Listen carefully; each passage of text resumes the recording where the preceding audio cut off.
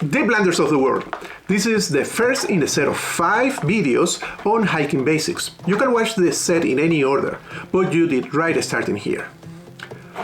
Planning is part of the fun of hiking, and some people can spend hours examining trails until they find the one that is right for them. Organization is key though, and even the most unorganized of hikers should do at the very least a very basic level of planning for health and safety of themselves and others, if nothing else.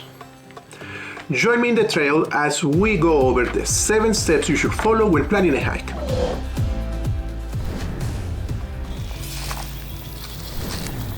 And here you are, ready to discuss the 7 items that you should not skip when planning a hike. And believe me, for this hike, because it's a hike, I had to do twice the planning. Not only covering all the items that we're going to be discussing today, but also figuring out how I was going to make this video and convey the information in an entertaining way. But never mind that. Let's stick to what we are here for. The first step is know your route. No matter what, this should always be the first step of any great hiking trip. So choose your trail wisely. Chances are you can find a trail nearby that will make for a great day hike. But if you're looking for a multi-day trip or impressive scenery, you may want to travel to a state or national park. Apps like AllTrails let you search trails and read reviews too, so you always know what to expect. I'm not sponsored in any capacity by this app, but I am always recommending it because all of the features that it has and how it helps people like us. Also because it has information on trails from around the world.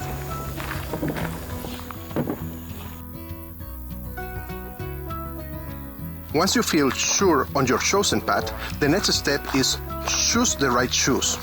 Footwear can make the difference between an enjoyable hike and hours of pain. For relatively flat and easy trails, a pair of running shoes should do. Whatever you choose, prevent blisters by making sure your shoes fit right and are well broken in. I'll cover this subject in a lot more detail as part of my video, 5 backpacking mistakes and how to fix them. I'll make sure to include in the description below my recommendations as far as trekking shoes go as a starting point.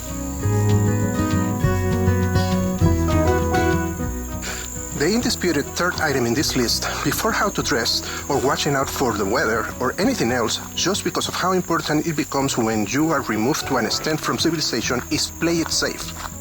When going for a hike, safety should be a top priority. Hike with a partner from your household if you can. Always let someone else know of your hiking plans. It's a good idea to leave a copy of your itinerary in the car too, just in case a search and rescue crew would need to find you. We're just brushing the surface in this subject. There are so many ways to stay safe out there, but there is a reason why at the end of every one of my videos you will always hear me say, stay safe out there.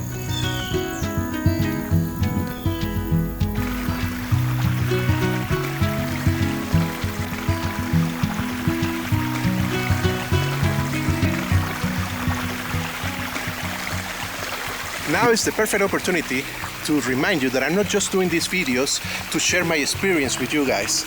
My ultimate goal is to create a community where everybody can come in and share their experiences, as well as give me pointers, since like all of you, I'm still learning.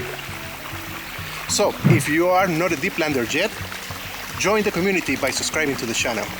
And while we are at it, I might as well ask of you to smash that like button if you find value in the content of this video. That way we can let the YouTube algorithm know of the quality content of these videos, expose other like-minded individuals to them, and grow our community.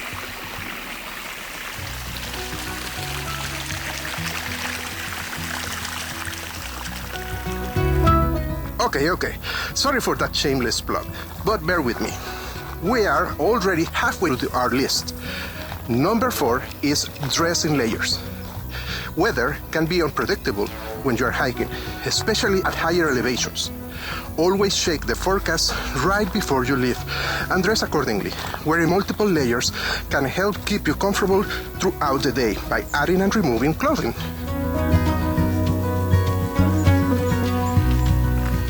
The density of the layers that you are going to be wearing is going to be completely up to you, but also dictated by the location, altitude, difficulty of the trail, and season that you are going to be hiking in. That said, in other videos, I give some baseline advice on how to dress in layers for different environments. On to number 5 of our list, be prepared. Just like the weather, nature can be unpredictable, so even if you are only planning a short day hike, it's good to be prepared. Carry some essentials like water, snacks, matches, a flashlight, a pocket knife, and a small first aid kit. Hopefully you won't need these items, but if anything unexpected happens, you'll be glad you brought them along. Depending on your expertise level, all these essentials have a more advanced and in most instances lighter in weight options. But the ones I mentioned should allow you to conquer any minor emergencies that you might encounter.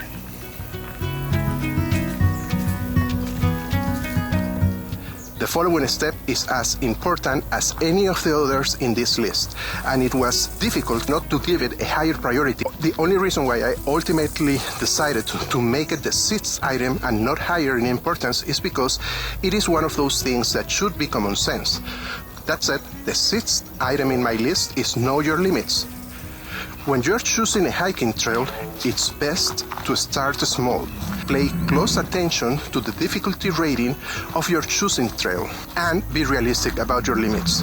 An average hiking pace is about 3 miles per hour, but you'll need to add an hour for every 1,000 feet of increased elevation.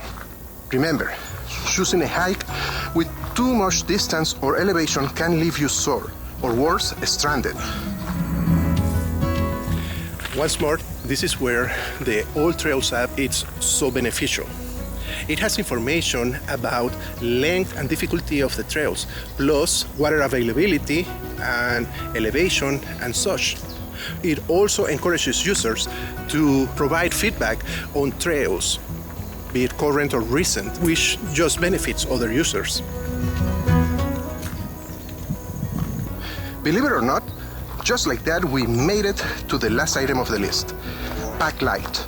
It is important to be prepared, as I stated before, but a heavy backpack can make hiking feel like a chore. Avoid overpacking by sticking to the essentials and saving weight where possible. For example, a travel-size tube of sunscreen is a better choice than its full-size counterpart.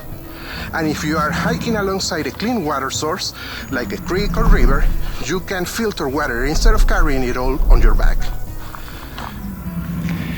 There is truth to that saying that I have heard myself say it once, actually a lot, that it goes, every ounce counts against you.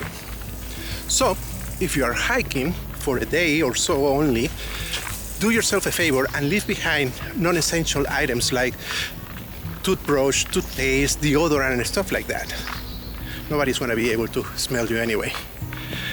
You will thank me later, trust me on that one.